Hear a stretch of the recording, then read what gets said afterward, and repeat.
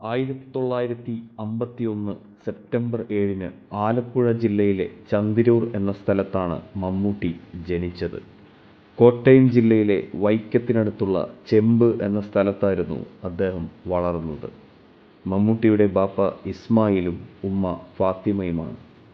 ഒരു സാധാരണ മുസ്ലിം കുടുംബത്തിലാണ് മമ്മൂട്ടി ജനിച്ചത്. ഇസ്മായിൽ ഫാത്തിമ ദമ്പതികളുടെ മൂത്ത മകനാണ് മമ്മൂട്ടി. പ്രശസ്ത ചലച്ചിത്ര സീരിയൽ നടൻ ഇബ്രാഹിം കുട്ടി, സക്കറിയ, ആമിന, സൗദ, ഷഫീന എന്നിവരാണ് അദ്ദേഹത്തിൻ്റെ സഹോദരങ്ങൾ.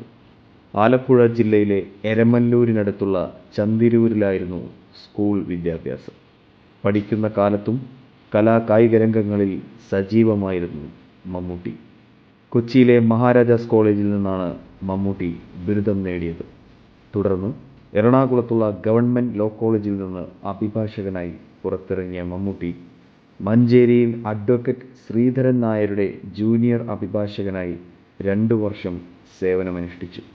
1971 പ്രദർശനത്തിനെത്തിയ അനുഭവങ്ങൾ പാളിച്ചകൾ ആണ് മമ്മൂട്ടി അഭിനയിച്ച ആദ്യ ചിത്രം. കഠിനാധ്വാനം കൊണ്ട് അഭിനയ ലോകത്ത് സ്ഥാനം നേടിയെടുക്കാൻ മമ്മൂട്ടിക്ക് സാധിച്ചു. തുടക്കത്തിൽ അപ്രധാനമായ വേഷങ്ങളിലൂടെ സാന്നിധ്യം വഹിച്ചു. MT വാസുദേവൻ നായർ കഥയും തിരക്കഥയും സംഭാഷണവും എഴുതി സംവിധാനം ചെയ്ത ദേവലോകം എന്ന മലയാള ചലച്ചിത്രമാണ് മമ്മൂട്ടി പ്രധാന വേഷത്തിൽ അഭിനയിച്ച ആദ്യത്തെ ചലച്ചിത്രം. എന്നാൽ ഈ ചിത്രത്തിൻ്റെ ചിത്രീകരണം പൂർത്തിയായില്ല. KG ജോർജ് സംവിധാനം ചെയ്ത മേള എന്ന ചിത്രമാണ് മമ്മൂട്ടിയിലെ അഭിനേതാവിനെ ശ്രദ്ധേയനാക്കിയത്. അദ്ദേഹത്തിൻ്റെ യവനിക, 1987 ജോഷി സംവിധാനം ചെയ്ത ന്യൂഡൽഹി എന്നീ ചിത്രങ്ങളാണ് മമ്മൂട്ടിയുടെ താരമൂല്യം ഉയർത്തിയത്. 1980 മമ്മൂട്ടി വിവാഹിതനായി. സുൽഫത്ത് ആണ് മമ്മൂട്ടിയുടെ ഭാര്യ. ഈ ദമ്പതികൾക്ക് സുറുമി എന്നു പേരുള്ള ഒരു മകളും ദുൽഖർ സൽമാൻ എന്നു പേരുള്ള ഒരു മകനും ഉണ്ട്. അദ്ദേഹത്തിൻ്റെ മകൻ ദുൽഖർ സൽമാൻ ഇന്ന് മലയാളത്തിലെ ഏറ്റവും തിരക്കുള്ള നടന്മാരിലൊരാളാണ്. 3 പതിറ്റാണ്ടുകളിലേറെയായി സജീവ അഭിനയ രംഗത്തുള്ള ഇദ്ദേഹം മികച്ച നടനുള്ള ദേശീയ പുരസ്കാരം 3 തവണ നേടിയിട്ടുണ്ട്.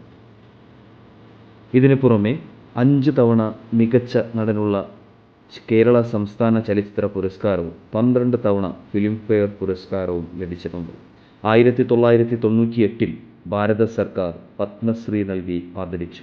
2010 ജനുവരിയിൽ കേരള സർവകലാശാലയിൽ നിന്ന് ഹോണററി ഡോക്ടറേറ്റ് ലഭിച്ച ഇദ്ദേഹം ആ വർഷം ഡിസംബറിൽ തന്നെ ഡോക്ടറേറ്റ് നൽകി കാലിക്കറ്റ് സർവകലാശാലയിൽ ആദരിച്ചു.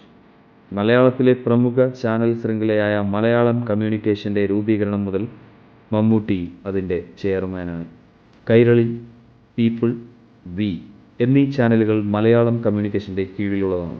കേരള സർക്കാരിൻ്റെ IT പ്രൊജക്റ്റുകളിലൊന്നായ അക്ഷയയുടെ ഗുഡ്വിൽ അംബാസിഡറാണ് മമ്മൂട്ടി.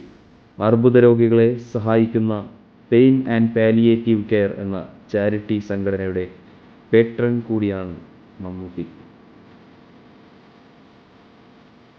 മികച്ച നടനുള്ള ദേശീയ പുരസ്കാരം പലതവണ നേടി.